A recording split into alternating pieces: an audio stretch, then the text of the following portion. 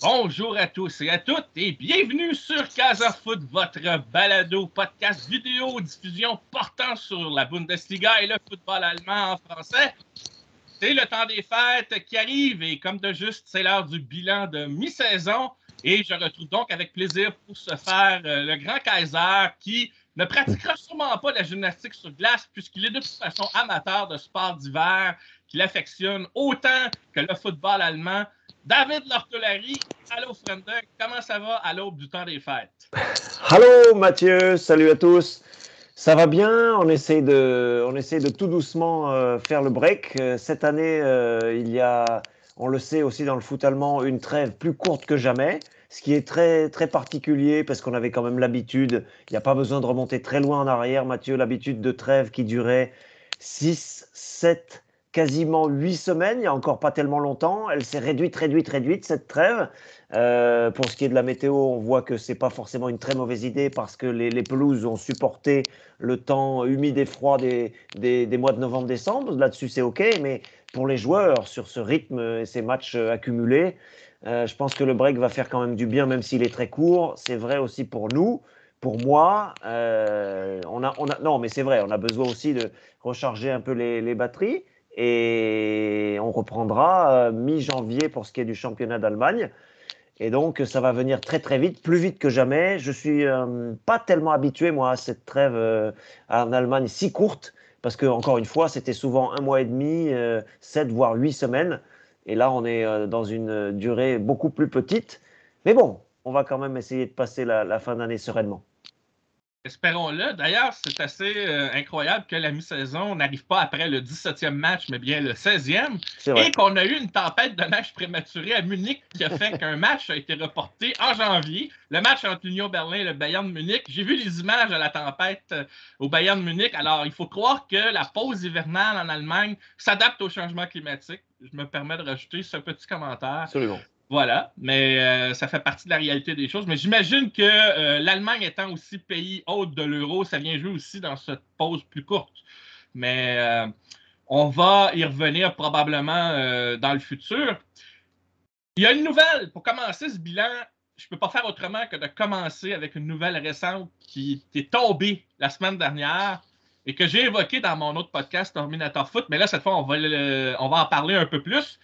C'est cette ouverture de la Ligue professionnelle de football en Allemagne, qu'on appelle avec les initiales la DFL, la Deutsche Fußball Liga, qui a décidé, après un vote impliquant les 36 clubs professionnels, c'est-à-dire première division et deuxième division, Bundesliga, Bundesliga 2, vote majoritaire qui a approuvé l'arrivée d'investisseurs pour renflouer les caisses, si on veut, des clubs, parce que on a exprimé la volonté de rattraper le retard sur d'autres pays européens, en particulier l'Angleterre qui prend littéralement le large. On a vu d'ailleurs une statistique qui m'a amusé, c'est qu'en Angleterre, on a dépensé autant d'argent que l'Arabie Saoudite. Alors, on a beau évoquer la menace de l'Arabie Saoudite qui a été le sujet de l'heure durant l'été pendant le mercato, l'Angleterre a autant d'argent à dépenser aussi, c'est ce qu'on a constaté.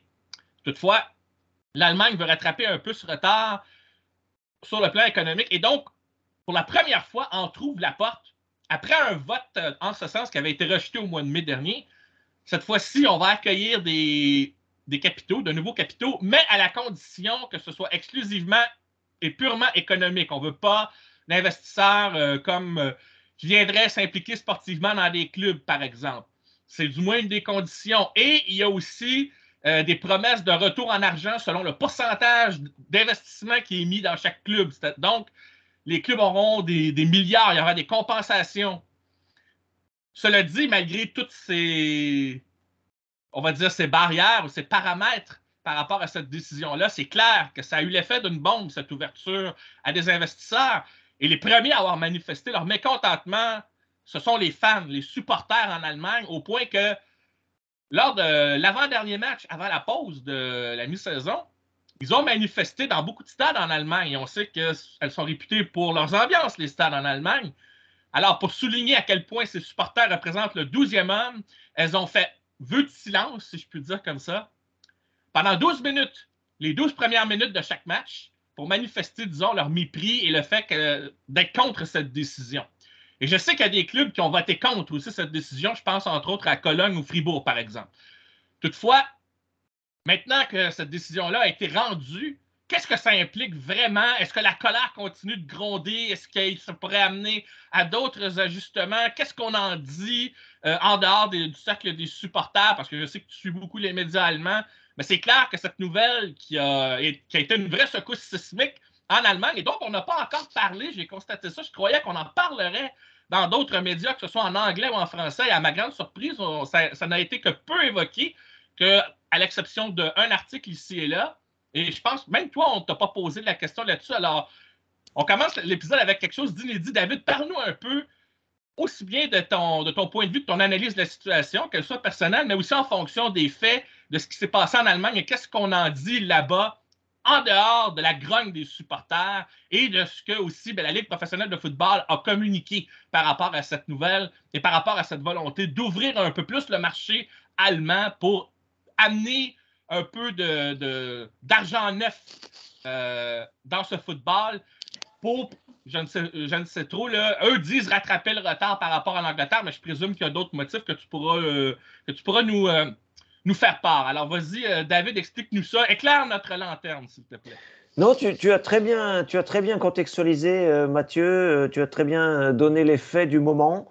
Il y a plusieurs éléments de contexte qu'il faut forcément avoir à l'esprit par rapport au football allemand. Le premier, je pense le plus important, parce qu'il faut revenir toujours à la dimension humaine, à la dimension de l'individu, du passionné, du supporter. Il faut revenir à cette dimension-là. Et je précise que je ne suis encarté nulle part, hein, c'est pas de l'humour, c'est du factuel. Non, non, mais c'est important parce que ça me permet d'avoir une vision quand même assez détachée de cela.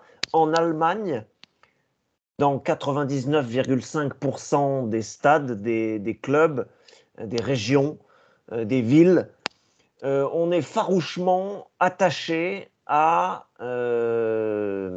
au lien démocratique qu'il reste entre les super vedettes et leurs supporters. C'est-à-dire que les joueurs, tout le monde a conscience que les joueurs, les meilleurs, gagnent 20 millions d'euros par an. C'est le cas de Thomas Müller, c'est le cas de Harry Kane et c'est le cas de, bien sûr, les vedettes du football allemand. On a conscience du haut de l'échelle et du bas de l'échelle, et les supporters ont bien conscience qu'il y a un gap énorme entre les superstars du football et eux-mêmes dans leur vie quotidienne. Néanmoins, ils considèrent qu'il y a un lien entre ces superstars et eux-mêmes, qui est le fait que les socios, comme on dirait en Espagne, ont un droit de vote, ont un droit de regard sur leur club et sont les personnes à l'arrivée finalement qui décident. Et ça, c'est la dimension club, hein, bien sûr. Et donc, on est farouchement opposés en Allemagne. Ça s'est vu dans les tribunes, ça s'est vu dans le discours, ça se voit quand on parle même avec des journalistes, etc. On est farouchement opposés à l'idée que la barrière d'un investisseur qui aurait plus de 50% des parts dans un club saute. Cette barrière-là, elle est très significative, elle est très symbolique, et pour les gens, elle est importante. Je répète, je veux que nos auditeurs comprennent bien cette idée, que les gens ont au moins l'impression, même si c'est une réalité qu'il faut relativiser, ont au moins l'impression qu'ils ont toujours une part de décision, une part de vie, une part d'activité, une part d'actif dans le club dont ils font partie. Ça, c'est très allemand, et les gens ne sont pas prêts du tout à lâcher cela, sauf puisque vous m'avez vu venir quand j'ai dit 99,5%, une exception comme RB Leipzig, où là, il y a très très peu de membres. Ils sont une trentaine, en fait, à comparer aux 300 000 du FC Bayern, par exemple. Et là, on n'a pas ce raisonnement-là. On a un raisonnement beaucoup plus pyramidal, beaucoup plus dictatorial, si on veut dire dans le sens négatif, c'est-à-dire quelques personnes peuvent décider des destinées du club, les transferts, les finances, la politique générale. C'est pas le cas dans tous les autres clubs. Donc ça, c'est un élément de contexte à avoir vraiment, Mathieu, à l'esprit, parce que ça explique l'hostilité du public, des stades, des tribunes, à tout investissement difficile à identifier.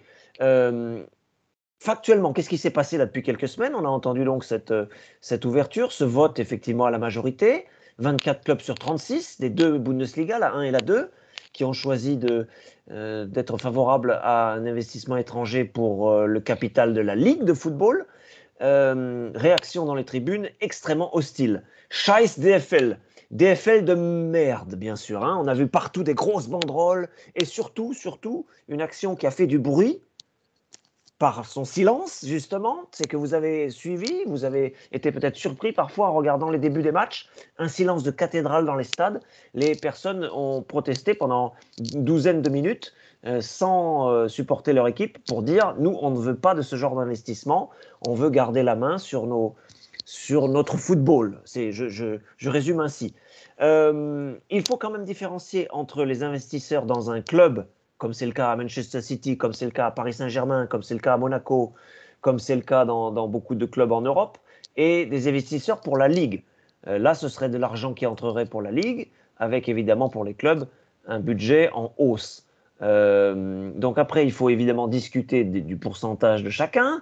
Il faut discuter, c'est ce qui est en train d'être fait parmi les fan zones, parmi les groupements de supporters, les sympathisants. Est-ce qu'on accepte ça ou non? Qu'est-ce qu'on fait face à ça ou non? Et effectivement, y a une forte hostilité parce qu'on se heurte à la tradition et à l'authenticité, Mathieu. Donc forcément, d'un côté, les décideurs qui se disent on ne veut pas perdre de terrain par rapport aux grands championnats comme l'Espagne et l'Angleterre, de l'autre, les supporters qui sont très traditionnellement ancrés dans leur vie au stade et dans leur vie au club et qui veulent très difficilement entendre parler de ces ajustements économiques.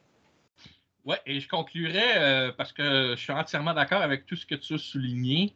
J'ai constaté d'ailleurs dans cette grogne de la part des supporters qu'une de leurs craintes, parmi celles que tu as évoquées, mais je veux rajouter celle-là, c'est que l'arrivée d'investisseurs, parce que justement on va être plus compétitif, dans un contexte où mondialement il y a une inflation en plus, la crainte en Allemagne, et ça rejoint ton propos sur la tradition, la crainte des supporters en Allemagne, c'est la montée du prix des billets, la montée des abonnements à la télévision, qui sont à des prix qui sont, à mon sens, raisonnables. Ça rejoint d'ailleurs le point de vue démocratique de la question.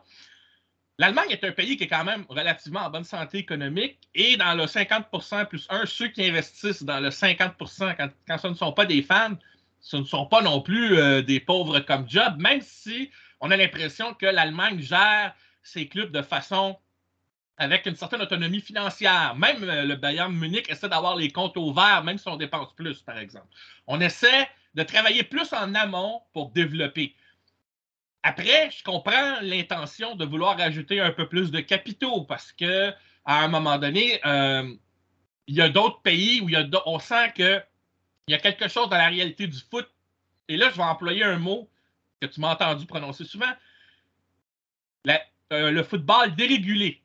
Dans un contexte où tout est dérégulé, qu'il n'y a pas de paramètres sur le cap salarial, qu'il n'y a pas de paramètres justement sur limiter les dépenses de transfert, etc., eh bien, on se retrouve dans une situation où là, il y a un pays qui a une tradition très longue, qui a un attachement à ses racines, sans être fermé à toute ouverture, là, on s'entend. Et là, on a le sentiment que pour ces gens-là, cette porte entrouverte, on a beau dire qu'on a mis des paramètres en disant ce n'est que de l'investissement économique, on ne parle pas d'investissement sportif. Il y a des paramètres à vouloir investir, même si on ouvre la porte. Mais voilà, les partisans, je pense, se disent au fond d'eux-mêmes, ils en trouvent la porte, mais qu'est-ce que ce sera la prochaine fois? Voilà, ça peut être la première étape qui mène vers d'autres choses. Alors, je me dis que cette histoire-là risque de faire couler beaucoup d'encre dans les prochains mois. Et si je peux me permettre, c'est un drôle de cadeau de Noël qu'on fait aux partisans en Allemagne que cette histoire. Mais c'est surtout le fait que la majorité des clubs aient voté en faveur. Est-ce qu'il y a vraiment des inquiétudes économiques dans un contexte inflationniste et qu'on voudrait avoir un pouvoir de dépenser un peu plus? Je ne connais pas la réalité, mais en tout cas, ça sera une histoire à suivre. Il y a peut-être cette frustration d'être en train de devenir une antichambre de la Première Ligue et s'il y a un écart trop grand, de n'être qu'un sas de passage pour des joueurs comme Jadon Sancho, comme Jude Bellingham, comme d'autres qui finissent par aller ailleurs très tôt et de faire de la Bundesliga un championnat de passage. Et ça, évidemment, les gens qui sont enracinés dans les régions, à Hambourg, à Schalke, à Munich, Munich est puissant, mais dans la Ruhr, ils n'ont pas envie de devenir des clubs de seconde zone. Peut-être qu'il y a cette crainte aussi, cette frustration-là, qui est plus acceptable pour le supporter fidèle que pour ceux qui veulent absolument lutter sportivement, économiquement. On est un peu écartelé, je pense, hein, entre les deux. Mais si vous interrogez les supporters, encore une fois, ils sont très fiers de ce côté démocratique que tu rappelais à l'instant. Ça sera une histoire à suivre. C'est bien que tu évoques Munich parce que je pense au fait que même un club riche comme le Bayern Munich a déjà vendu des joueurs à des clubs encore plus riches. Alors, quand tu parles d'écart, Tony juste Kroos, soulever ce notamment. fait-là, oui, ou Mhm. soulever ce fait-là, ça en dit quand même assez long. Mais j'ai l'impression toi et moi, on va en discuter des suites de ça, sur ce qui va arriver par rapport à cette décision. Moi, en tout cas, j'ai hâte de voir où tout ça va nous mener, mais j'ai moins hâte des conséquences peut-être néfastes que ça pourrait amener en Allemagne et par rapport à ce qu'on apprécie aussi du football allemand et en particulier cet attachement des supporters et cette ambiance qu'ils mettent. Va peut-être falloir, au sein de la direction, qu'on entende leur message parce qu'on ne sait jamais, il pourrait y avoir d'autres moyens de pression, c'est à suivre. Là, on va revenir dans le concret, mais aussi dans un élément plus positif. Parce que dans le bilan, avant d'évoquer les clubs, je vais revenir sur des sujets un peu plus généraux. Parce que justement, à un plan positif, la Bundesliga a atteint un nouveau sommet cette année. Parce qu'à la mi-saison, on est avec une moyenne de buts marqués de 3,5 buts par match, en moyenne. Globalement, en Allemagne, on est parmi les équipes qui ont des moyennes plus élevées en Europe, mais ça tournait autour de 2,70, 2,80 à peu près. Là, on est à 3,5. J'ai le goût de te poser la question, David, est-ce que c'est redevable à une relève offensive après le départ de Lewandowski, de Haaland, comme l'arrivée d'Harry Kane ou de Serhou Guirassy, mais de d'autres joueurs? Est-ce que c'est redevable à ce vent de fraîcheur en attaque? Ou alors est-ce que les défensives sont de plus en plus fébriles ou mal adaptées en Allemagne au point où c'est rendu des vraies portes de saloon? Bon, j'exagère un peu. Est-ce que c'est un peu des deux? C'est quoi qui explique qu'on ait tout à coup une montée comme ça de l'offensive en Allemagne? En tout cas, pour cette première moitié de saison. Oui, je crois vraiment que le facteur numéro un, je crois vraiment que le facteur numéro un sur lequel on peut s'arrêter une minute, c'est la philosophie, l'état d'esprit, la direction qu'il y a dans la tête des entraîneurs. Un entraîneur comme Sébastien Hoeneß à Stuttgart favorise l'offensive, c'est très clair. Un entraîneur comme Pellegrino Matarazzo à Hoffenheim favorise l'offensive, c'est très clair.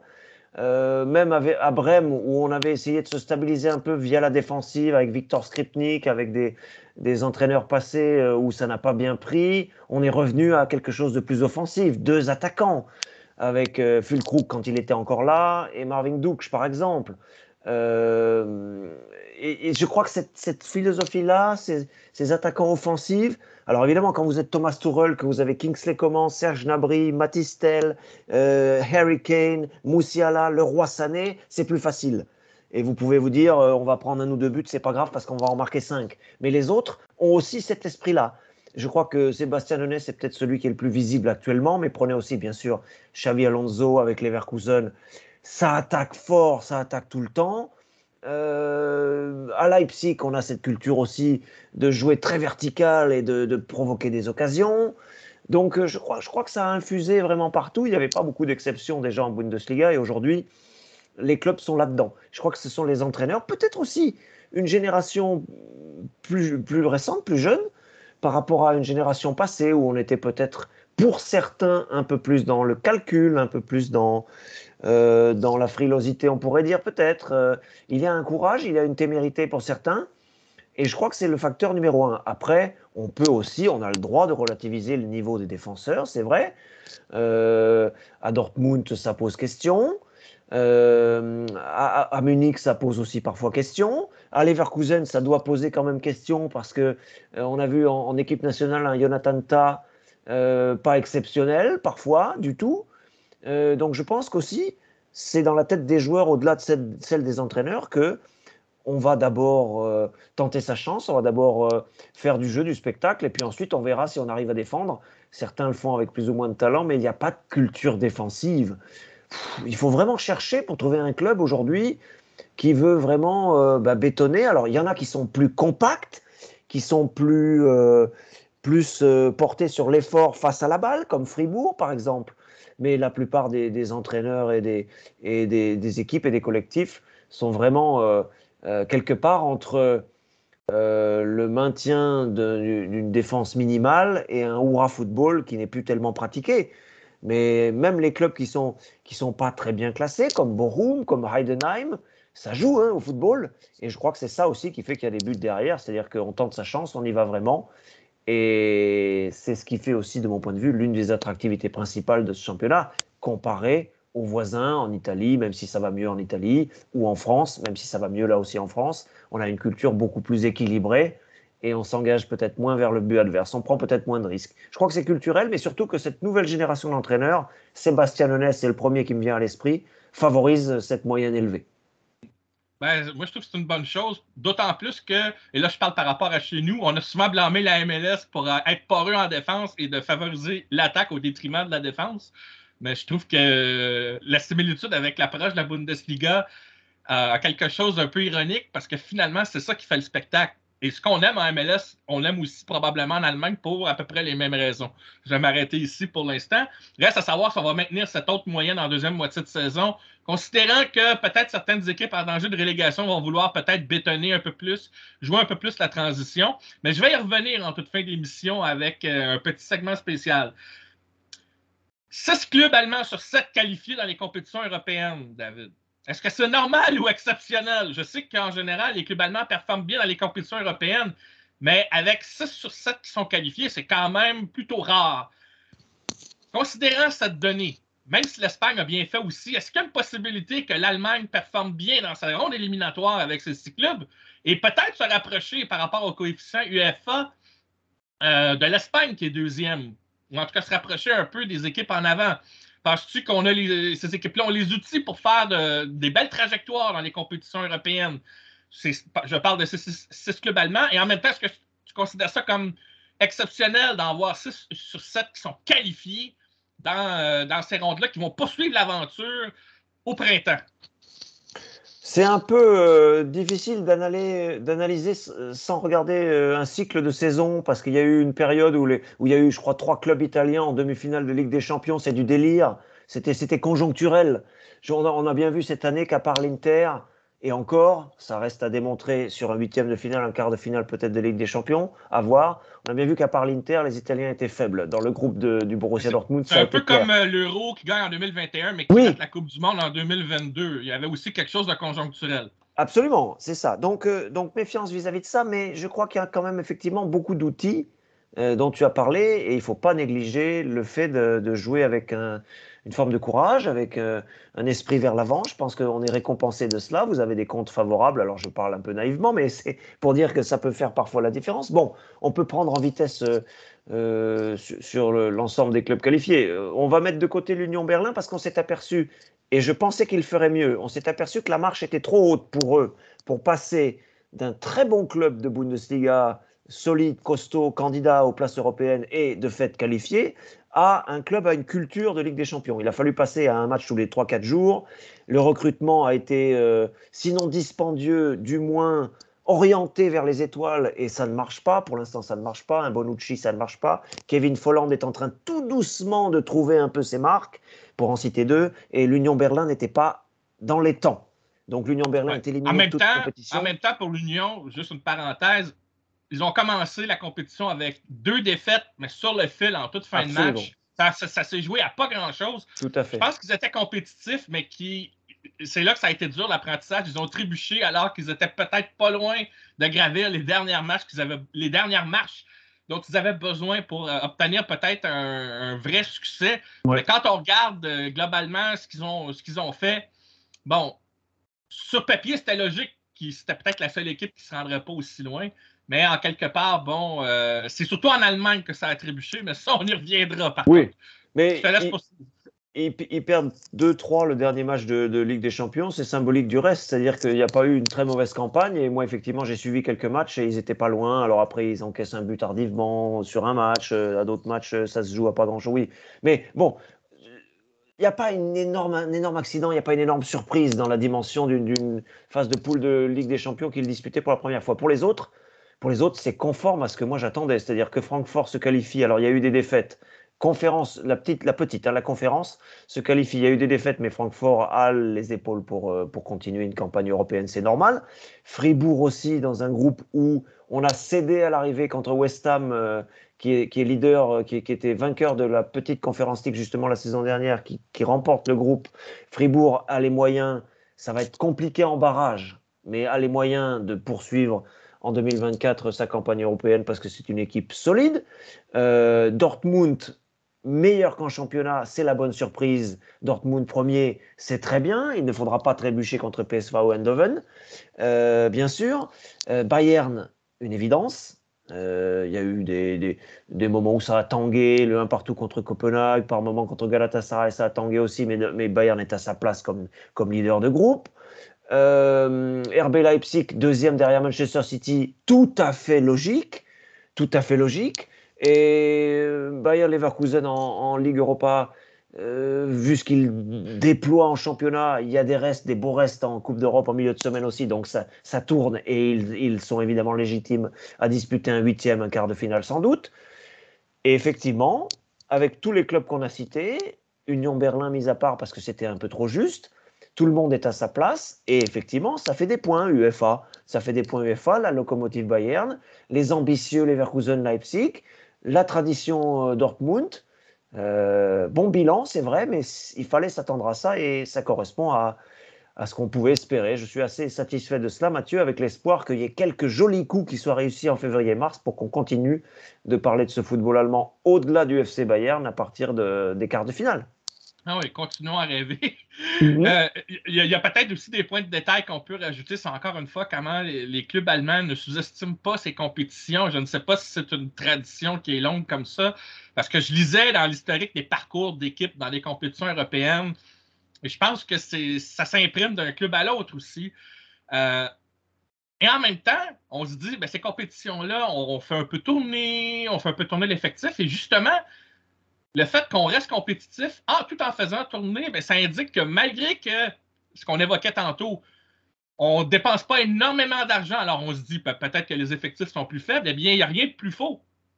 Au contraire, on semble avoir des joueurs que l'on ne connaît peut-être pas beaucoup, mais qui sont très compétitifs sur le terrain. Il y a vraiment un esprit de combat, il y a une volonté d'aller chercher des succès. Je pense à cette victoire de Fribourg convaincante de 5-0 en phase de groupe.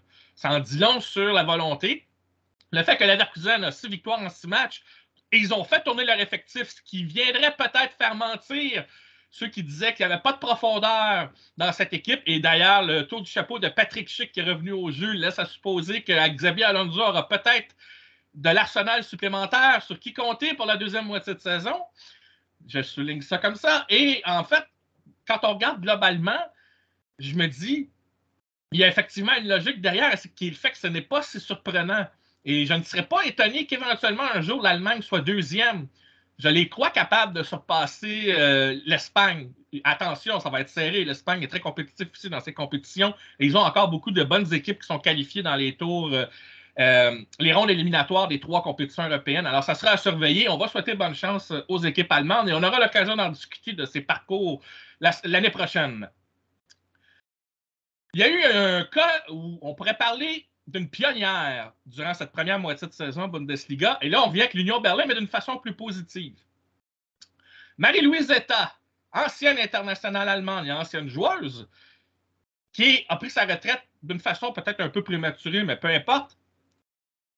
Elle travaillait dans l'univers de l'équipe réserve de l'Union Berlin et elle a été choisie pour être entraîneur adjoint de l'Union Berlin, de l'équipe première masculine. Elle est de ce fait la première femme en Allemagne qui occupe un tel poste au sein d'une équipe de première division masculine.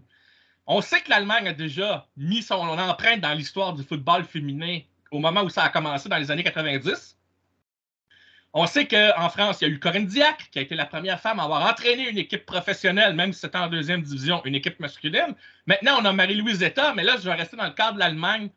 Est-ce que ce serait la première pour d'autres femmes qui pourraient aspirer justement à faire partie des équipes d'entraîneurs masculines éventuellement en Bundesliga? Est-ce qu'on sent qu'il y a une ouverture dont Marie-Louise Zeta pourrait être, si on veut, justement la première, la pionnière là, qui ouvrirait toutes ces portes-là dans l'avenir? Est-ce qu'on sent qu'il y a peut-être un vent de changement? Ça ne se fera pas brutalement, j'en conviens, mais qu'il y a quelque chose là, qui est en train de se dessiner suite à sa nomination, qui, selon moi, qui est un des grands rayons de soleil de cette saison. Et d'ailleurs, elle a été aussi la première à être dans une équipe d'entraîneurs alors que l'Union Berlin joue encore en Ligue des Champions. Donc, elle est la première à avoir été sur le banc d'une équipe en compétition européenne, la seule, la plus prestigieuse. Ça aussi, c'est marquant. Donc, je voulais savoir, est-ce que ça marque le premier pas pour d'autres femmes qui aspirent à travailler comme entraîneur ou entraîneuse, mais j'aime pas ce mot-là, à travailler justement avec le staff et qui sait peut-être devenir justement entraîneur-chef d'une équipe masculine, un jour peut-être. Alors, il y a 3 remarques qui me viennent à l'esprit. La première, il faut garder en tête que chez les dames, il y a eu des réussites comme entraîneur masculin. C'est la vision inverse en miroir, mais il faut avoir ça à l'esprit. C'est un élément quand même important. Je veux dire, quand des clubs de pointe en Europe, allemands, on les a à l'esprit, hein, Francfort, Turbine Potsdam, Wolfsburg plus récemment et Bayern encore plus récemment.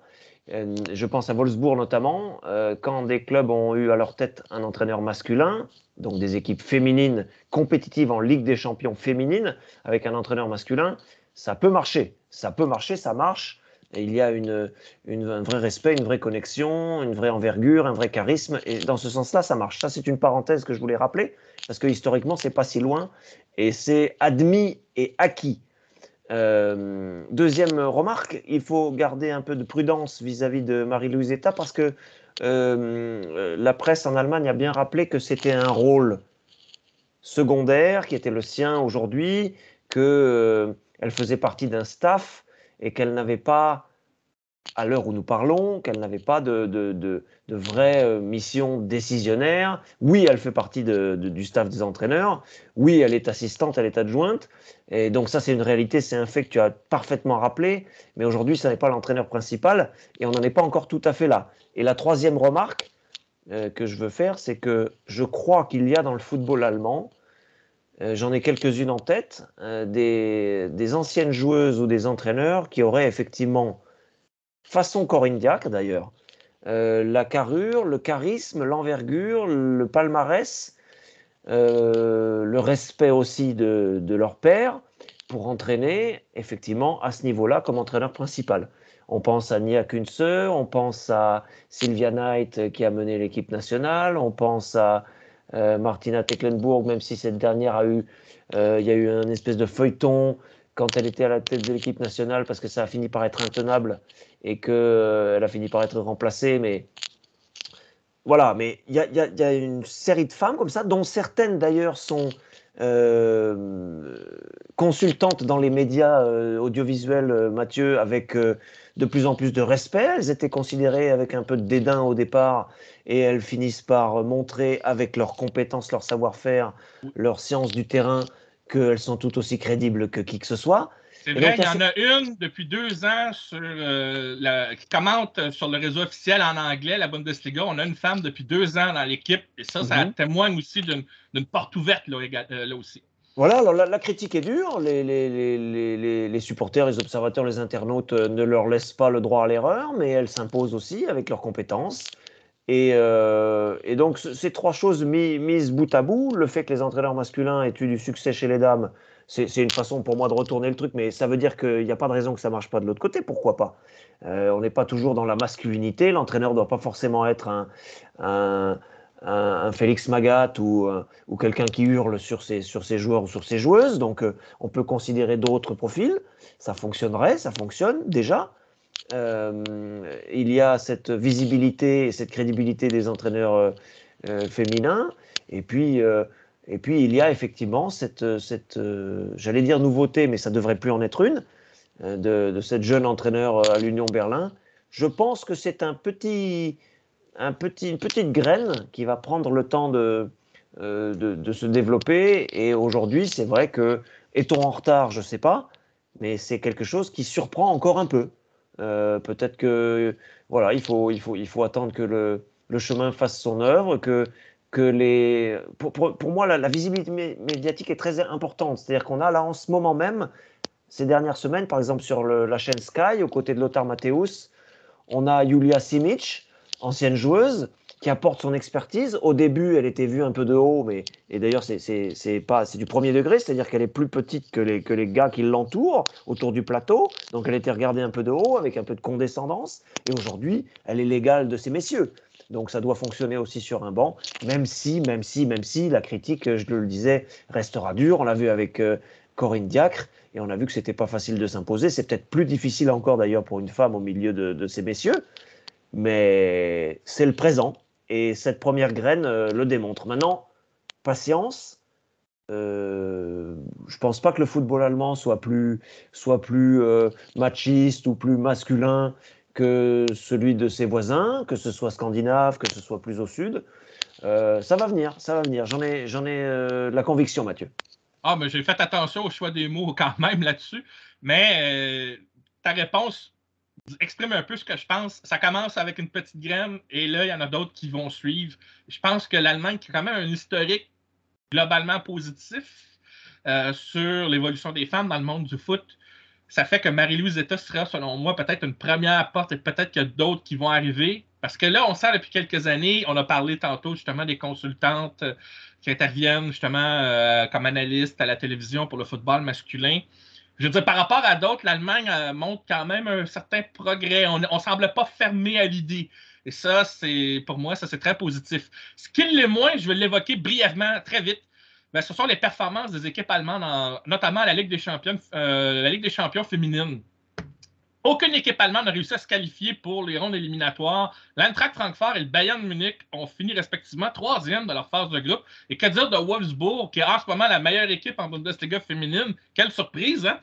C'est Wolfsburg, l'équipe féminine, qui est généralement la plus dominante, même si elle n'a qu'un point d'avance sur le Bayern Munich, qui est la seule équipe sans défaite dans cette Bundesliga féminine. Et l'Eintracht Francfort, encore une fois, qui est le 3e. C'est le même trio, comme d'habitude en Allemagne. Mais par contre, en Ligue des champions cette année, alors que Wolfsburg était finaliste de la compétition européenne l'an dernier, ben, cette année, on n'aura personne. Est-ce qu'on sent un petit vent de déception en Allemagne par rapport à l'échec de ces équipes féminines allemandes dans les compétitions européennes comme la Ligue des champions? Alors, c'est vrai que Barcelone, Chelsea puis Lyon, c'est encore très fort, mais il y avait quand même peut-être moyen de faire mieux en phase de groupe, n'est-ce pas? Oui, alors un petit vent, c'est même une petite brise, une brisette. Parce que médiatiquement, ça a fait un peu de bruit. C'est peut-être un peu décevant, effectivement. Je pense qu'il y a, pour les grosses écuries comme Wolfsburg ou le Bayern, on aspire très clairement à faire mieux. Et on est en train de se chercher sur le modèle sportif, peut-être sur le modèle économique aussi. On est en train, politique d'ailleurs aussi par rapport à la stratégie des clubs. On est en train de se chercher par rapport à la période 1, qui était la période de domination où l'Allemagne était championne d'Europe régulièrement avec la Mannschaft des femmes. Cette période donc de succès, il y a eu une baisse dans les temps récents. Et maintenant, on essaye de trouver sa place. On va devoir essayer de jouer des coudes au milieu des clubs anglais, évidemment, Mathieu, au milieu des clubs espagnols aussi. Donc, il y a une concurrence beaucoup plus exacerbée, beaucoup plus forte, beaucoup plus dense. Et les clubs allemands essayent de suivre. Là aussi, on en revient un peu au début de notre conversation avec la dimension économique. Il y a de très bonnes joueuses qui vont d'un club à l'autre, de Bayern à Wolfsburg, de Wolfsburg au Bayern par exemple. Aussi quelques transferts vers et depuis les clubs étrangers comme les clubs espagnols et aussi anglais. On n'a pas encore trouvé, je pense, la bonne carburation à ce niveau-là. Il faut plusieurs saisons peut-être. Et puis ça dépend aussi, encore une fois, de l'investissement des clubs. Cette saison, c'est décevant, mais ce qui est peut-être décevant aussi, c'est que médiatiquement, ça n'a pas fait énormément de bruit. Encore une fois, le bruit qui a été le plus immédiat ces dernières semaines, ces derniers mois, ça a été les soucis de la direction de l'équipe nationale féminine. C'est ça qui a pris un peu le dessus sur le train-train des clubs, et on n'a pas trop parlé de ce relatif échec. On va voir la saison prochaine s'il y a un rebond ou s'il faut revoir plus en profondeur le modèle pour être compétitif face aux Anglaises et aux Espagnols. Et à Lyon, qu'il ne faut pas oublier. Oui, excellent. On va espérer, j'aime bien le terme brisette. Je vais essayer de m'en rappeler dans mon vocabulaire. Surtout en hiver. On annonce un hiver doux cette année. En espérant qu'on vient à la tempête de neige de Munich, en espérant que les autres aussi soient une brisette cet hiver également. Un sujet peut-être un petit peu plus grave, mais c'est parce que j'étais un peu curieux que je te pose cette question. on a appris dans les nouvelles, parce que ça fait les manchettes un peu partout en Europe, c'est depuis la fin de la pandémie, il semble avoir une montée de la violence des supporters dans certains endroits en Europe. Il y a même des propriétaires, notamment en Turquie, qui vont sur le terrain. Et en tout cas, bon, bref, je vais arrêter ici là, pour ça. Mais on a aussi constaté que l'Allemagne n'y échappait pas forcément. Par exemple, il y a des supporters de l'Union Berlin qui ont causé du grabuge à Naples pendant un match de la Ligue des Champions. Alors là, je me dis, devant la montée d'une certaine violence en Europe et des supporters, et je regarde ça de façon globale, est-ce qu'on s'en inquiète en Allemagne aussi? Là, j'ai parlé d'un incident à Naples, mais est-ce qu'on considère ça comme un événement isolé et tout est sous contrôle? Ou bien si en Allemagne, on a senti peut-être qu'il y a il y a un vent de colère, et je ne veux pas l'associer à ce qu'on discutait au début par rapport à la décision là, sur les investisseurs. Là. Non, je parle avant ça. Je voulais savoir exactement est-ce que c'est un sujet de discussion? Est-ce qu'on est-ce qu'on a un petit peu d'inquiétude ou bien c'est tout est sous contrôle et puis finalement ça reste festif et on n'a pas trop à s'inquiéter là-dessus, David? Ben, j'aime bien, vous l'avez remarqué au fil de nos émissions, j'aime bien avoir le prisme médiatique à l'esprit parce que c'est censé représenter, filtrer aussi, critiquer, mais c'est censé représenter quand même les mouvements de société. Et il me semble que les médias font assez peu de cas de ça. Alors, il y a évidemment dans la presse un petit peu populiste, un petit peu tabloïde, la boulevard presse, comme on dit en Allemagne, il y a quand même quelques mots. Oui, la presse de caniveau, hein, on dit en français. Ah non, mais boulevard, caniveau, ok. Boulevard. Non, il y a quelques termes qui sont lâchés, qui sont sans équivoque. Des idiots, des imbéciles, par exemple, pour les personnes qui se battent ou qui allument des fumigènes alors que c'est interdit, ça existe. Alors, il y a cette critique radicale de la part des médias populistes ou populaires. Néanmoins, il me semble qu'il y a une tolérance aussi. Je ne veux pas trop m'avancer parce que je ne suis pas hyper spécialiste de cette partie, de cette dimension sociale, je ne suis pas extrêmement bien immergé sur les mouvements de supporters, dans les mouvements de supporters, mais il me semble qu'il y a une forme de tolérance aussi parce que, comme tu dis, c'est assez largement sous contrôle. Donc il y a une espèce de folklore un petit peu. Attention, hein, je ne suis pas en train de dire qu'il faut se battre aux abords des stades. Ce n'est pas ce que je suis en train de dire. Je suis en train de dire simplement que il y a une forme de tolérance parce que il n'y a pas de débordement délirant. J'ai connu ça moi aussi quand j'ai commencé un petit peu dans les stades suisses où c'était un peu chaud entre Zurich, la Suisse romande. Il y a eu des moments où c'était vraiment c'était plus chaud que même limite. en Suisse. Oui, oui, alors que on se dit pays très calme, mais non, il y a une radicalité du supporterisme aussi. Et en Allemagne, on a de cela. Voilà, je veux pas aller plus loin. Il y a des derbies en deuxième Bundesliga, par exemple, entre les deux clubs de Hambourg, des derbies de la Ruhr aussi. Il va y en avoir d'autres dans les prochaines saisons parce qu'on va retrouver des clubs de la même région dans les mêmes zones. On a un derby du Rhin avec Mönchengladbach et Cologne. On a des choses comme ça, des vraies fortes rivalités. Et il me semble pas que ça dérape plus que cela. Maintenant, je suis prudent par rapport à ça parce que c'est pas ma spécialité. Encore une fois, la sociologie m'intéresse, mais c'est pas mon domaine de compétence numéro un. Donc oui, il me semble qu'il n'y a pas d'inquiétude excessive vis-à-vis de ça, et il me semble qu'il n'y a pas non plus forcément de politique particulière mise en œuvre récemment pour éradiquer ces choses-là. À suivre de près, et je sais que tu es le premier à avoir un œil là-dessus parce que c'est effectivement essentiel, la dimension humaine, la dimension sociale, la dimension rivalité, la dimension supporterisme. Voilà, pas beaucoup plus à en dire pour l'instant, mais j'ai pas la sensation non plus que ce soit complètement éteint. Il y a une façon de faire, vous avez vu, avec la première ligue anglaise, avec les Anglais, la hausse du prix des places, des choses comme ça, qui sont des mesures radicales qui déplairaient énormément en Allemagne. Et donc, pour éviter d'en arriver là... Et les places assises aussi, intégrales dans les stades. Absolument, absolument. Mais c'était Margaret Thatcher qui avait mis ça. Donc, oui, il y avait beaucoup de violence. Et en même temps, bon, Margaret Thatcher était reconnue pour être assez, assez rude. Absolument. Oui, oui. Donc voilà, je ne veux pas aller plus avant. On va suivre ce qui va se passer éventuellement s'il y a des développements dans les prochains mois et au cours de la saison. Je ne sais pas si tu penses à d'autres éléments. Moi, c'est ceux qui me viennent en tête pour l'instant. Une forme de contrôle. Ça se passe pas vraiment mal. Et après, j'ai pas l'impression non plus que la presse en fasse peut-être suffisamment vis-à-vis de ça. Est-ce que c'est parce que c'est accepté, c'est connu, à voir, à voir. Touchons du bois. Il n'y a pas eu d'événement majeur dans ce domaine. Et pourvu que ça dure. Oui, moi aussi, ben, je voulais juste tâter le pouls parce qu'on en entend effectivement un peu parler, mais je voulais quand même savoir si on en discutait parce que, qu'on le veuille ou non, et tu l'as dit d'entrée de jeu dans ta réponse, tu parlais de mouvement de société et c'est indissociable. Et quand on regarde ce qui se passe en Europe, je me dis l'Allemagne n'est pas détachée de l'Europe non plus. Mais alors, je voulais savoir exactement dans quel état se trouvent les choses. Est-ce que le football est un reflet là aussi? Même si je me doutais bien que c'est pas comme en France où ça fait les Oui, manchettes et c'est il y a ça. beaucoup de faits divers par rapport à ça. Mais le fait qu'on en ait souligné quand même un indique que c'est pas vrai que ça n'existe pas ou qu'on est au niveau zéro non plus. Donc, je voulais savoir un peu qu'est-ce que la presse pouvait en dire. Et j'aime bien que tu fasses la distinction entre la presse, on va dire, euh, je dirais pas la vraie presse, mais on va dire la presse démocratique ou la presse avec un certain niveau, par rapport à la Absolument. presse, comme tu dis, de boulevard ou de Mhm. caniveau, pour reprendre ton expression, et qui a peut-être tendance à effectivement exagérer les titres. Et je sais ce que c'est, ça existe aussi chez nous, en anglais comme en français.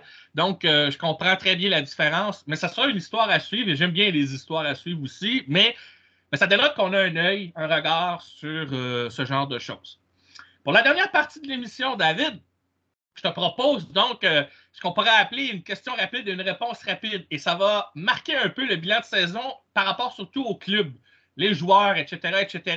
Et j'avais eu cette idée-là parce que, en observant cette moitié de saison, je me disais, il y avait de quoi à identifier comme très rapidement sur lequel on peut répondre des choses assez brefs et on peut faire le tour de la question en assez avec un temps assez rapide, voilà, je trouvais les mots pour le dire, et ça resterait quand même éclairant. Alors, mais je vais commencer avec une question qu'on a l'habitude de poser. Ta surprise de cette première moitié de saison, David, c'est qui, c'est quoi? Mais je pense que c'est compliqué d'évacuer Stuttgart pour une raison très simple, Mathieu, c'est que Stuttgart était tout en bas, était à la limite de la relégation la saison dernière, et Stuttgart aujourd'hui, alors on a à l'esprit évidemment un 0-3 récent contre le Bayern, c'est vrai, mais Stuttgart aujourd'hui emballe le championnat. Emballe le championnat. On a cru au départ, et j'étais pas le seul, je me suis un peu trompé sur ce sujet, on a cru au départ que Guirassy était l'homme à tout faire de cette équipe. Pas du tout. En fait, il y a plus que Guirassy à Stuttgart. Il y a un savoir-faire, il y a un collectif, il y a des solutions de rechange et il y a un dynamisme et une euphorie qui ne sont pas prêts de s'arrêter, qui ne sont pas prêts à s'arrêter, pour être tout à fait précis. Donc je crois qu'on peut difficilement ne pas considérer que Stuttgart soit une surprise. À mon avis, voilà, c'est au milieu du visage comme le nez, c'est vraiment le. Non, mais c'est ça. Stuttgart, c'est vraiment surprenant et je pense que dans les pays voisins, on n'en a pas encore pris conscience. Moi, il m'est arrivé de discuter avec tel ou tel responsable dans les médias et les gens n'ont pas compris encore que Stuttgart, c'était monstrueux ce qu'ils réalisaient cette année. Et ils font jeu égal aujourd'hui avec les 3-4 meilleures équipes du championnat. Pour une équipe qui était proche enfin, qui se battait pour ne pas descendre il y a quelques mois encore. C'est ça la principale surprise. Après, il y en a une autre, je peux citer assez vite. Pour moi, c'est la qualité de Heidenheim, plus bas dans le classement.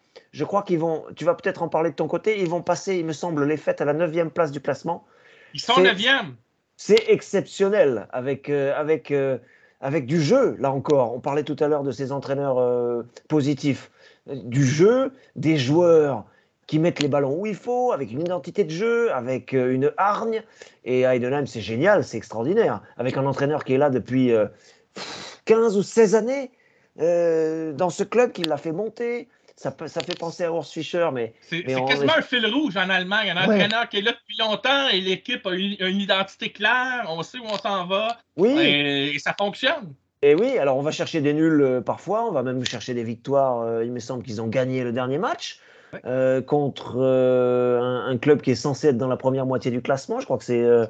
j'ai un Même le doute. Bayern a failli l'échapper à Munich Ah contre oui, Saint-Étienne en plus. exact aussi, Et, mais tout à et fait. pourtant, il y a un de tes collègues en France qui avait souligné, par exemple, qu'un affrontement, un tel ou un tel, il dit c'est un peu comme le Bayern de Munich contre Heidenheim, comme pour évoquer un écart énorme, alors que dans la réalité, sur le terrain, c'était pas ça du tout. Ben oui, oui, non mais c'est ça. Donc deux surprises. Une dans le haut du classement et un Stuttgart qui doit désormais viser les places européennes en fin de saison, évidemment.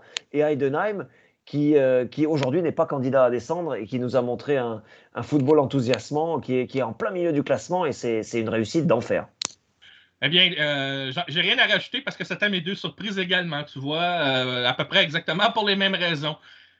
Et ta déception, finalement, cette première moitié de saison, sans verser de larmes. Non, Union Berlin, j'étais pas moi un fan sous prétexte que c'est un club populaire, sous prétexte qu'il y a un vieux tableau d'affichage à l'ancienne, sous prétexte qu'on préserve les traditions. J'étais pas forcément un fan absolu de l'Union Berlin, mais Union Berlin est une déception parce que je les croyais capables de franchir une marche supplémentaire. Et Et en c'était fait, la fin pour un entraîneur de longue date, Urs Fischer, ce qui est triste quand même. oui, c'est ça. Tu parles de tristesse. De ce point de vue, moi, je suis déçu parce que je pense que c'est un entraîneur qui s'identifie pleinement à son club. Déception aussi, même si, hélas, il fallait s'y attendre en raison d'un arsenal offensif insuffisant. Déception aussi par rapport à ce que nous propose en ce moment Cologne, qui n'arrive pas à, qui n'arrive Pire pas. attaque de la Ligue. Pire attaque de la Ligue. Seulement 10 buts en 16 matchs pour une Ligue qui est offensive, c'est très pauvre. C'est très pauvre. Tigges, l'ancien de Dortmund, n'y arrive pas. Davis Selke n'est pas suffisamment costaud, suffisamment constant. Et Baumgart, enfin, voilà, Baumgart est en situation d'échec. Peut-être cette déception-là, Cologne. Et puis pour le reste, ce sont des semi-déceptions. Semi-déception à Mönchengladbach, semi-déception à Francfort, même s'ils ont encore le temps de rebondir. Et puis en haut du classement, on ne peut pas parler de déception parce qu'il y a une vraie concurrence, une vraie adversité. C'est très compliqué d'analyser ce que fait Dortmund. Je ne parlerai pas de déception encore. Donc vraiment pour moi, ce serait un peu Union Berlin, ce serait un peu Cologne.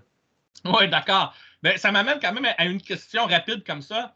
Si Cologne a la pire attaque de la Ligue, est-ce qu'au mercato hivernal, il faudrait recruter en attaque pour améliorer l'équipe et espérer la sortie d'une possible relégation? Est-ce que c'est là qu'il faudrait recruter, selon toi? Oui, ils sont obligés. Ils sont obligés. Est-ce qu'on va aller chercher en deuxième division? Est-ce qu'on va faire venir un étranger avec le souci de l'adaptation? J'ai pas vu d'informations toutes neuves à ce sujet, mais Cologne, d'ici début janvier, doit montrer quelque chose, doit envoyer un signal, doit apporter un peu de sang neuf pour essayer de trouver une solution et débloquer un peu le compteur devant, parce qu'encore une fois, Tigges n'est pas au niveau souhaité et Davis Selke n'arrive pas à dépasser justement le niveau qu'on lui connaît. Donc c'est un peu trop court à Cologne en ce moment. C'en est même inquiétant pour une possible descente.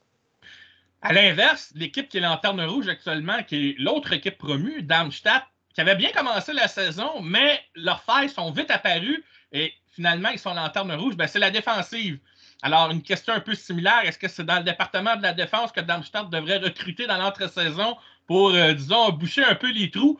Juste le dernier match en milieu de semaine contre Offenheim que j'ai regardé, les 3 buts concédés auraient pu être évitables juste si la défensive avait été le moindrement intelligente.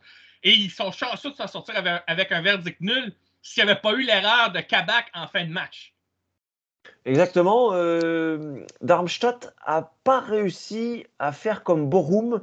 Bochum qui, lui, se fait respecter, si je puis dire. C'est-à-dire que C'est vrai. Bochum fait de bons matchs. Il y a même parfois de l'enthousiasme. C'est une équipe solide qu'on imagine ne pas descendre. Pour Darmstadt, c'est plus fragile. Je ne suis pas spécialisé dans l'effectif parce que je ne les regarde pas pendant 90 minutes chaque semaine. Moi Donc non j'ai un plus. peu de mal à... non, mais parce que nous, à la télévision, on les commente très rarement. On n'en parle pas dans les médias radio non plus. Donc c'est une équipe qui est un peu dans l'angle mort, que je connais moins, mais qui, factuellement, qui est plus fragile qu'Heidenheim, qui est plus fragile que Bochum dans les équipes qui pourraient être ses rivales.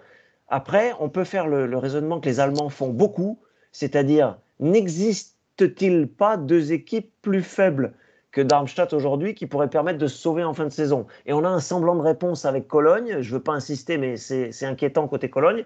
En revanche, l'Union Berlin, lui, on voit bien qu'elle a largement les ambitions, je veux dire la surface pour réémerger du bas du classement, parce qu'il y a quand même une équipe plus forte à Union Berlin, et je vois mal l'Union rester tout en bas, ce qui veut dire que pour Darmstadt, de toute manière, il va falloir lutter jusqu'au bout.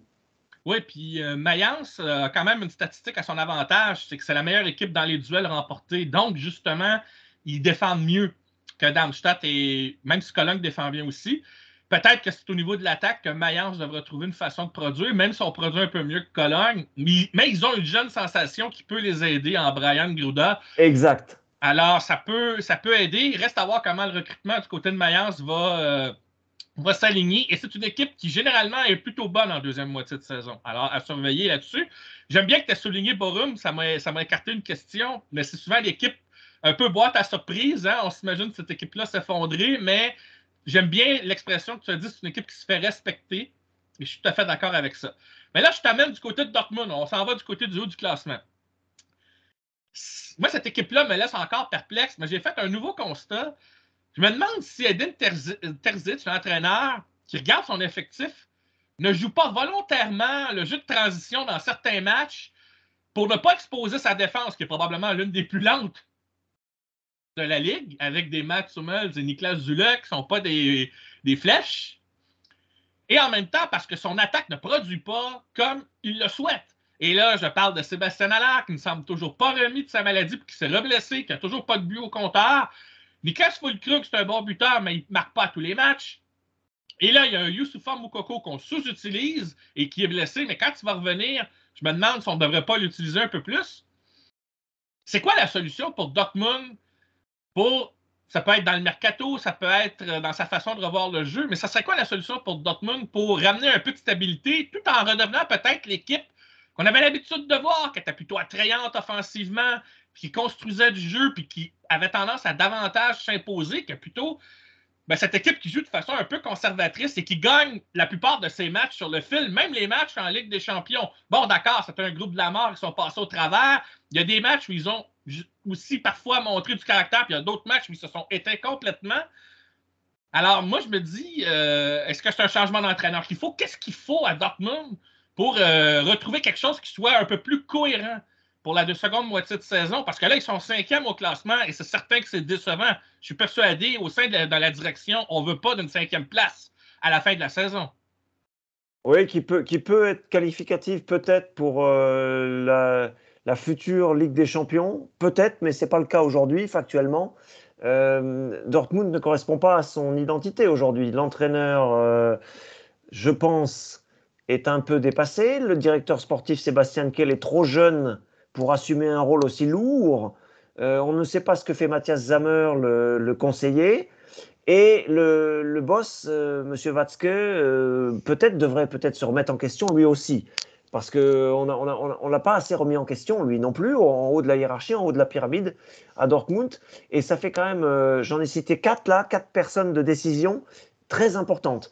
À mon avis, Terzic, l'entraîneur, n'est pas dans la capacité d'insuffler à Dortmund autre chose que des valeurs d'émotion. C'est très important dans la roue, mais aujourd'hui, la façon de jouer, l'identité de jeu de Dortmund ne correspond pas à ce qu'on voudrait, à ce qu'on aimerait, à ce qu'on apprécie de Dortmund. Le Dortmund de Klopp, en gros, même celui de Tuchel d'ailleurs. Et je pense que Terzic, qui a été confirmé, je crois que c'était hier, par le club, ne va pas y arriver de ce point de vue. Il ne va pas se changer complètement. Il est trop timide sur certains choix. Il y a eu du coaching étrange. Il y a eu des décisions presque incompréhensibles. Alors, il est sauvé, bien sûr, par son excellent bilan en Ligue des Champions. Mathieu, sur 6 matchs, il termine premier dans un groupe avec Newcastle qui a beaucoup plus d'argent que lui, infiniment plus d'argent que lui. Milan AC, qui était bon la saison dernière en Ligue des Champions, et Paris Saint-Germain, que Dortmund a devancé grâce à un nul très maîtrisé dans la mesure de la maîtrise qu'on peut avoir en Bundesliga contre Paris, justement, au dernier match. Ça sauve Edin Terzic parce qu'en championnat, Oui, tu as très bien fait de souligner les victoires courtes, mais ces victoires courtes n'étaient pas forcément toujours méritées. Un but d'écart en la faveur de Dortmund, mais c'était souvent des trompe-l'œil. Et je me fais un peu de soucis pour cette équipe. Je ne vois pas comment Dortmund aujourd'hui peut être meilleur que les 4 équipes qui le précèdent. Et j'ai même envie de dire que des équipes en dessous, Fribourg, Hoffenheim, Francfort peut-être, peuvent, peuvent déranger Dortmund. Et là, ce serait évidemment un signal définitivement pour changer des choses. Pour ce qui est de se renforcer au mercato, pas d'informations au moment où on parle. Sébastien Haller est en train de subir le contre-coup, bien sûr, de sa, de sa terriblement éprouvante saison passée. Niklas Füllkrug rend bien des services. On l'a vu comme passeur aussi très très précieux récemment, mais ça n'est pas un buteur à 25 buts à la saison. Et puis, il y a des joueurs qui n'arrivent pas à se prendre en main eux-mêmes. Adeyemi, Joe Reyna, Daniel Malen, ce sont des joueurs qui aujourd'hui progressent pas ou peu. Donc, il y a du changement à attendre à Dortmund. Pour l'instant, je crains que l'équipe en place ne poursuive sa route et qu'elle soit peut-être, sinon incompétente, du moins un peu insuffisante par rapport aux objectifs qu'on vise, c'est-à-dire l'une des 4 premières places et, euh, et de belles choses. Alors, ils peuvent nous faire mentir parce que ça se joue à peu de choses sur certains matchs. Mais Dortmund, aujourd'hui, pour résumer mon propos, Mathieu, me semble-t-il, 5e, derrière Stuttgart, le Bayern, Bayer Leverkusen et Leipzig, est complètement à sa place. Très bien. Une question rapide sur le Bayern Munich, ton club de cœur. Je sais qu'on a beaucoup parlé d'Harry Kane, actuellement le meilleur buteur en Bundesliga, mais j'ai déjà posé la question à savoir s'il allait ou non battre le record de Robert Lewandowski. Il a 21 buts au compteur, donc c'est tout à fait faisable. Toutefois, j'aimerais orienter cette fois-ci, m'orienter, pardon, du côté de Leroy Sané. Parce que tu le sais que j'avais mes doutes sur ce joueur, et avec raison, quand on regarde au niveau vu des saisons passées, ce joueur-là, on lui donnait 5-6 départs, puis après ça, il était effacé complètement. Et là, on le mettait sur le banc, et on ne savait pas trop quoi faire avec lui. Ben là, cette année, coup de chapeau, il est dans les meilleurs buteurs et passeurs de la Ligue. Et il est constant de match en match, beaucoup plus qu'un Serge Gnabry, par exemple. Alors, moi, j'ai envie de te poser la question, est-ce que Thomas Tuchel a enfin trouvé la clé pour que Leroy Sané produise, ou si c'est le joueur qui s'est dit, ben là, je vais me prendre en main? C'est quoi qui explique tout d'un coup que là, Leroy Sané affiche enfin un peu plus là, tout le potentiel qu'il a et le niveau de son talent, le fait qu'il montre enfin ce dont il est réellement capable? C'est quoi? Est-ce que c'est l'entraîneur? Est-ce que c'est lui, un peu des deux? Qu'est-ce qui fait que Leroy Sané, là, cette année, enfin, on se dit, là, il est à la hauteur de ce à quoi on s'attendait de sa part? C'est très clairement les deux. Il a d'ailleurs livré il y a quelques jours, une semaine et un peu plus d'une semaine, une interview aux amis du Sportbild, l'hebdomadaire du sport allemand. Il a livré cette interview en expliquant qu'il avait compris que lui-même devait assumer, devait prendre ses responsabilités. Et ses responsabilités, c'est notamment être un excellent passeur aujourd'hui en Bundesliga. Dans le classement des passes décisives, il est tout en haut. Et ça veut dire qu'il a compris qu'il fallait une palette de jeu au service de l'équipe. Donc ça, c'est un excellent point, ça vient de lui. Et puis évidemment, Mathieu, alors on n'est pas dans les vestiaires, dans les causeries d'avant-match, surtout dans les dialogues interpersonnel entre 1 plus 1, entre donc l'entraîneur et le joueur, on n'est pas au milieu, on ne sait pas exactement ce qui se dit, mais Tourelle a une responsabilité là-dedans. Et enfin, on a envie de dire enfin, parce que le Roi Sané arrive dans la fleur de sa décennie entre 20 et 30, un peu comme Kimmich d'ailleurs, qui ne suit pas exactement la même trajectoire en ce moment. Et le Roi Sané est peut-être derrière Harry Kane, qui est le facteur qui peut permettre au Bayern de battre n'importe qui, et peut-être le joueur le plus important aujourd'hui pour faire des différences. Il est rapide, il est technique, il a toujours du déchet, mais il tire l'équipe dans le bon sens pendant les matchs, dans la bonne direction, vers le but adverse. Il vient défendre aussi avec maladresse, c'est un attaquant, mais c'est très important dans l'esprit de l'entraîneur et pour l'esprit de l'équipe. Et je crois que le Roi Sané a compris. Maintenant, il faut que ça dure une saison complète pour qu'on puisse se dire au moment de l'Euro, il s'impose dans l'équipe nationale et ça y est, il a enfin réussi une saison pleine parce que quelque part, c'est le défi pour lui. Aujourd'hui, il répond exactement à ce que tu viens de dire. L'entraîneur y est pour quelque chose, lui y est pour quelque chose aussi. Et le résultat, c'est qu'il est buteur et passeur et il est l'un des joueurs essentiels aujourd'hui de cette équipe. Très bien résumé. autre question rapide. Est-ce que l'Eintracht Francfort, qui a quand même en ce moment 6e, et donc la dernière place aux qualifications européennes, j'ai souvent parlé que Dino Topmöller avait réussi à trouver une identité à cette équipe, mais je crains, beaucoup plus que Leverkusen d'ailleurs, que le manque de profondeur ne rattrape Francfort. Et d'ailleurs, malgré une 6e place, ils ont perdu quelques matchs juste avant la pause, qui démontrent un peu ce manque de profondeur, malgré que Topmöller ait voulu faire tourner. Est-ce que justement le mercato ne devrait pas s'orienter à rajouter un petit peu de profondeur? Pas obligé d'être des grandes stars là, ou des grosses dépenses, mais de trouver une façon de trouver des joueurs là, qui, en cas de perdre des titulaires qui se sont affirmés cette année et qui ont su prendre la responsabilité depuis le départ de Randal Kolo Muani. Entre autres, je pense à Omar Marmouche, bien sûr, Fares Chaibi, qui ont montré de superbes choses. Mais advenant que ces joueurs-là se blessent, encore là, on n'a personne pour les remplacer. Est-ce que c'est là que devrait s'orienter Francfort? Parce que j'ai l'impression que c'est peut-être ça qui va jouer pour les dernières places qualificatives dans leur cas. Oui, c'est vrai. Il fallait forcément du temps. Kolo Muani était à sa place dans ce club, je veux dire sportivement, et il est parti vite, très vite. L'entraîneur avait besoin de temps aussi pour installer sa signature, pour installer son style. Je pense que le temps joue en faveur de Francfort. Peut-être qu'il faut un peu de renfort, effectivement, parce qu'il y a eu quand même quelques déceptions en attaque. Il y a eu quelques déceptions, quelques joueurs qui n'ont pas su s'imposer, qui n'ont pas su afficher une constance après avoir réussi 2-3 bons matchs. Équipe intéressante, équipe qui lutte évidemment pour les places de Ligue Europa. Francfort, c'est ça, c'est entre la 5e et la 8e place, peut-être avec Offenheim, peut-être avec, j'allais dire Wolfsburg, mais non, parce qu'en ce moment, Wolfsburg est quand même un peu plus décevant. Du renfort, c'est possible, parce que ça permettrait à l'équipe justement d'avoir un peu de recul, et ce serait important quand on joue plusieurs compétitions à la fois, même si nos auditeurs le savent, qui nous sont fidèles depuis plusieurs saisons maintenant, même si Francfort, c'est une culture des matchs de coupe.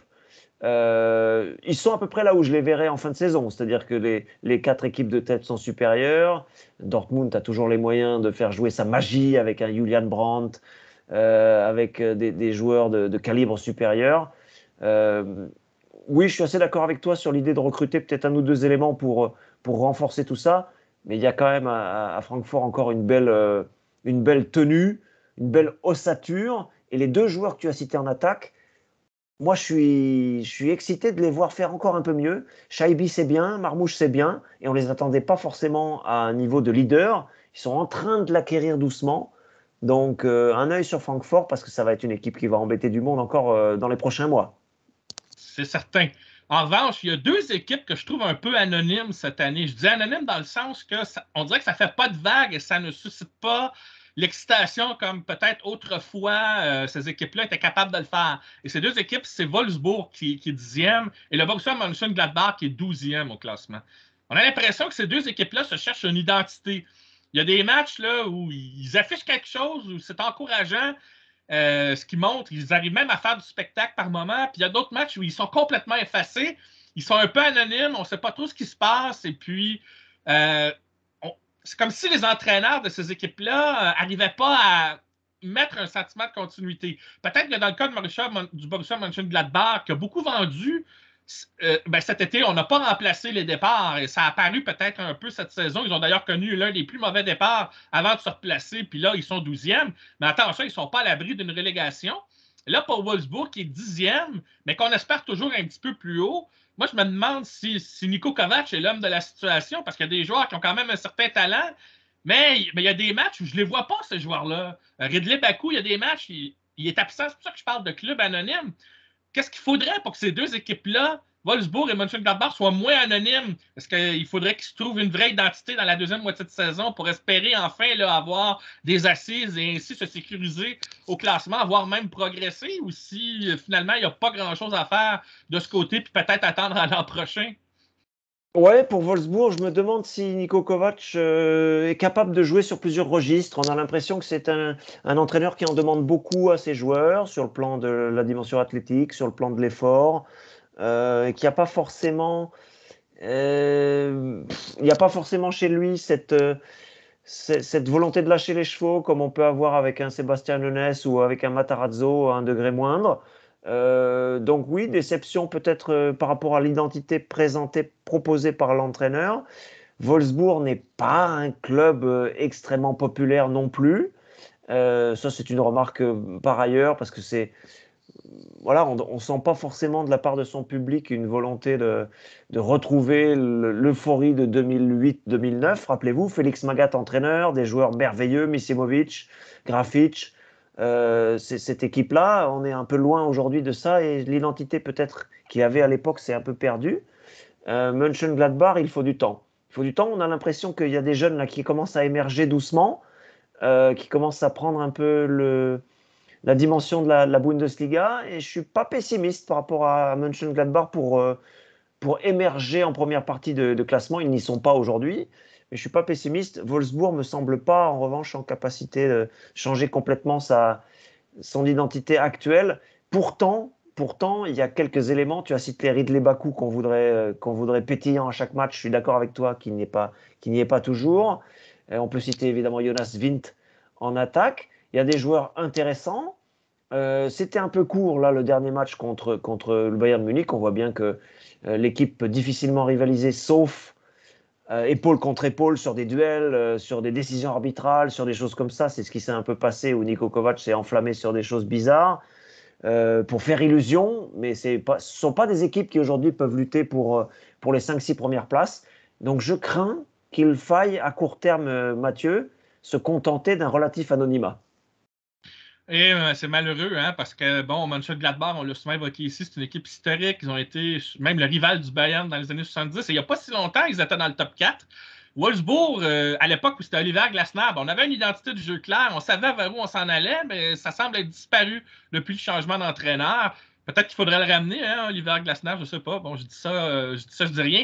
Deux dernières questions qui concernent chacune une équipe respective. La première, c'est le FC Augsbourg. Depuis le changement d'entraîneur, cette équipe-là a retrouvé un élan positif. Seulement 2 défaites, en fait, depuis l'arrivée de Jess Torup comme entraîneur. Augsbourg est 11e, mais est-ce que cet électrochoc de l'arrivée du nouvel entraîneur va suffire dans la seconde moitié de saison? Parce que j'ai le sentiment que Augsbourg, s'il n'y a pas le capitaine Demirovic pour marquer des buts ou faire des passes, on n'a pas grand-chose à se mettre sous la dent, même si on est compétitif sur le terrain.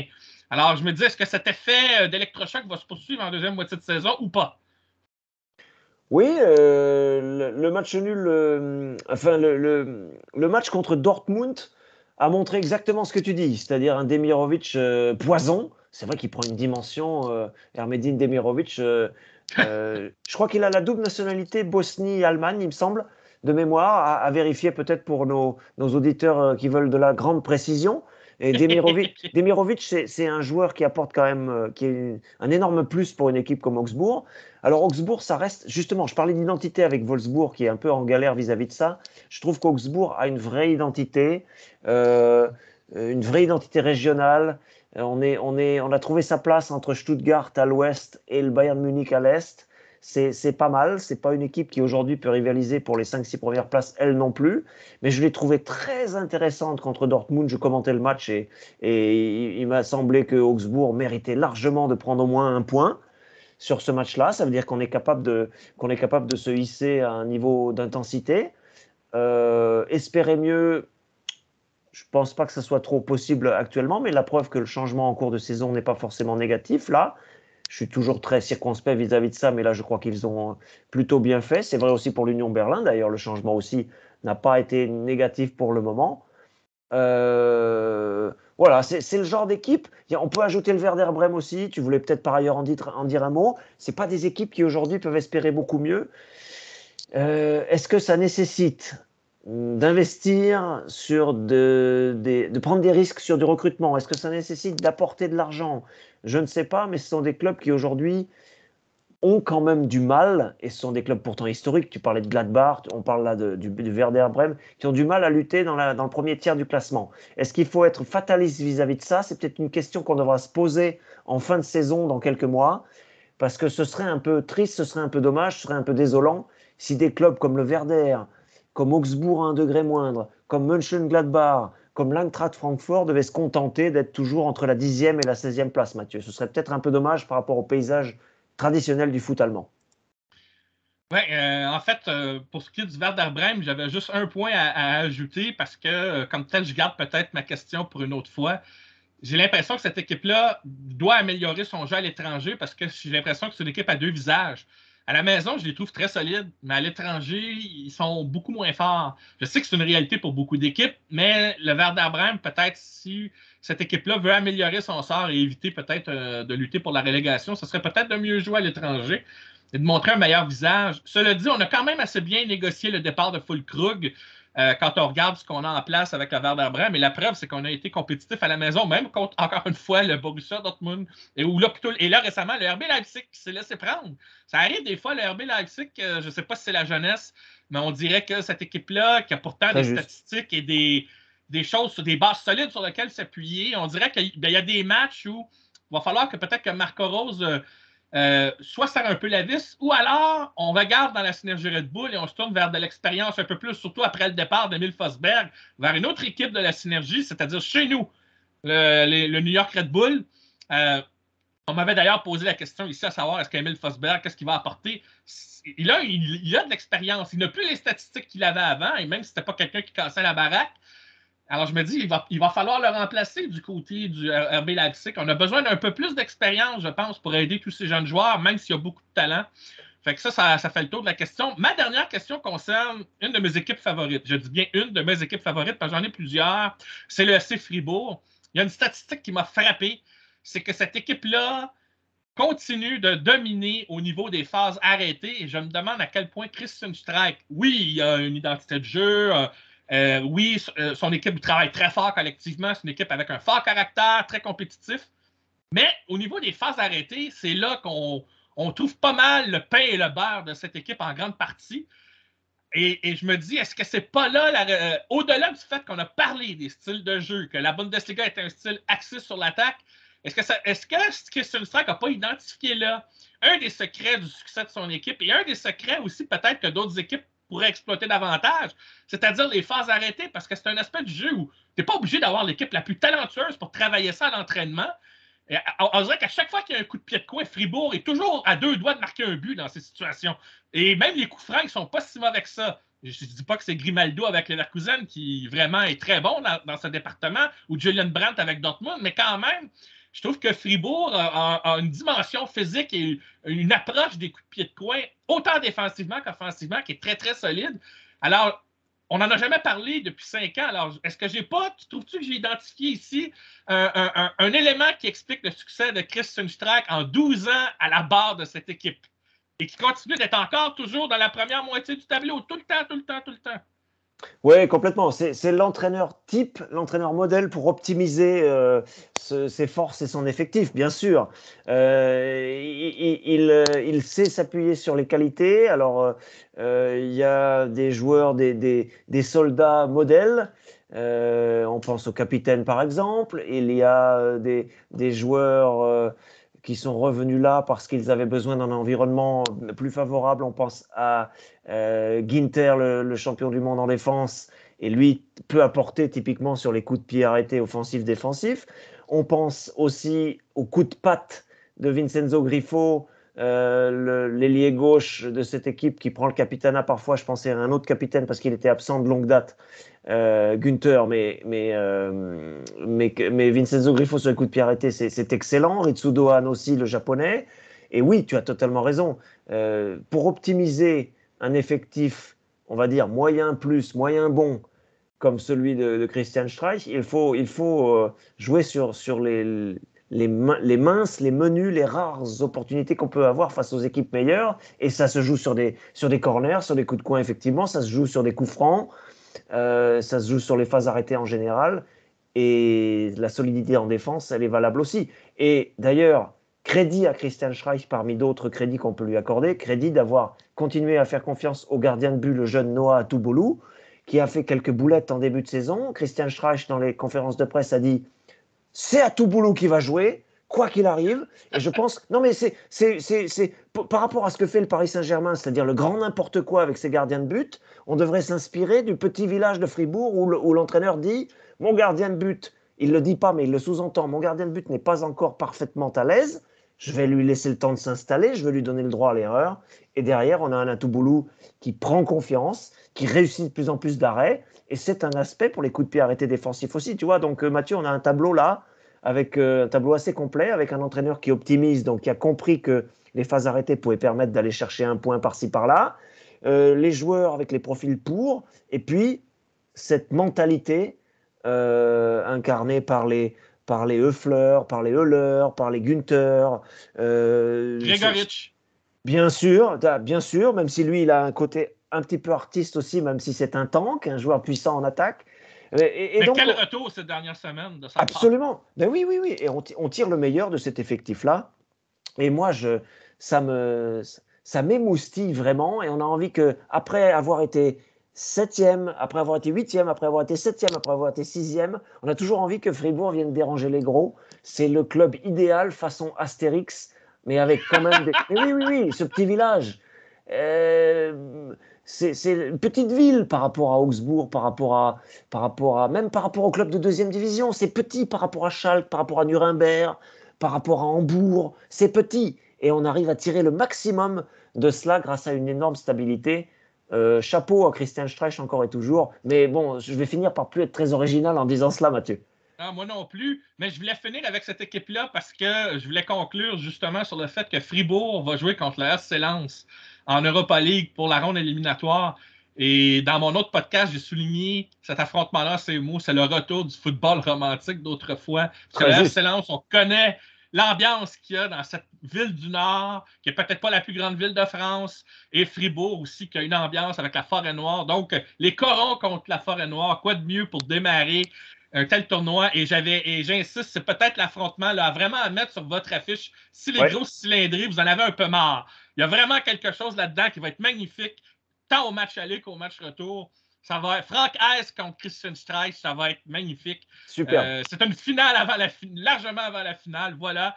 David, merci encore une fois pour ce super bilan. On a vraiment fait le tour de l'actualité dans un minimum de temps. On a parlé de beaucoup de clubs en même temps et de beaucoup de sujets. Mais je voulais essayer quelque chose de nouveau. Puis on y est arrivé quand même de façon admirable. Et j'ai donc envie de conclure sur ces mots. Frohe Feiertage. Joyeuse fête, David. Absolument. Guten Rutsch à tout le monde. La lumière sera de retour en janvier. Soyez tranquilles, on sera là. Et on espère en avance, Mathieu, parce que ce serait quand même agréable à commenter pour nous et à analyser. On espère en avance des bons résultats collectivement sur la scène européenne pour les clubs allemands, parce que c'est une forme de pied de nez à ceux qui ont un peu plus d'argent ou qui ont, comme l'Espagne, un très très bon savoir-faire. Tu as eu raison de souligner au cours de notre émission que on peut lutter avec ces pays-là, avec d'autres armes. Et il y a des affrontements européens qui sont alléchants à venir. Et la Bundesliga, évidemment, notre pain, entre guillemets, quotidien. On continuera d'en parler. J'insiste, cette saison, c'est formidable d'avoir 5 équipes en haut du classement. Même si Dortmund est un peu cabossé en ce moment, qui peuvent lutter pour le titre, c'est très agréable aussi.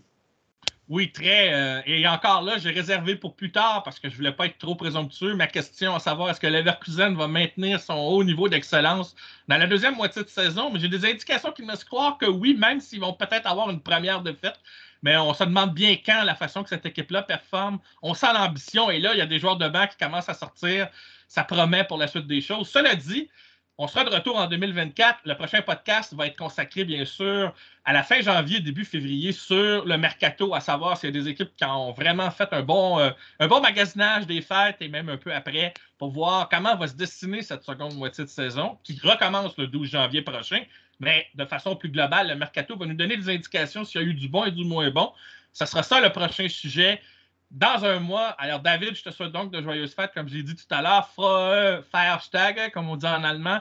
Et je vous le souhaite également à vous, à tous et à toutes, chers auditeurs, chères auditrices qui nous suivez en ce moment. Et on espère que vous passez aussi un très joyeux temps des fêtes. Joyeux Noël et bonne année. On vous dit donc à très bientôt d'ici là. Et faites attention, évitez les abus. Si vous voulez nous suivre, vous savez par où vous passez, par le Cannes Football Club Plus et par les différentes chaînes qui diffusent le podcast, Podcast Addict, Deezer, Spotify, iTunes et j'en passe. Si vous avez envie de nous écouter pendant le temps des fêtes, que ce soit de façon festive ou pas, faites-le librement, mais faites attention à vous, prenez soin de vous et on se dit donc à la prochaine. Salut!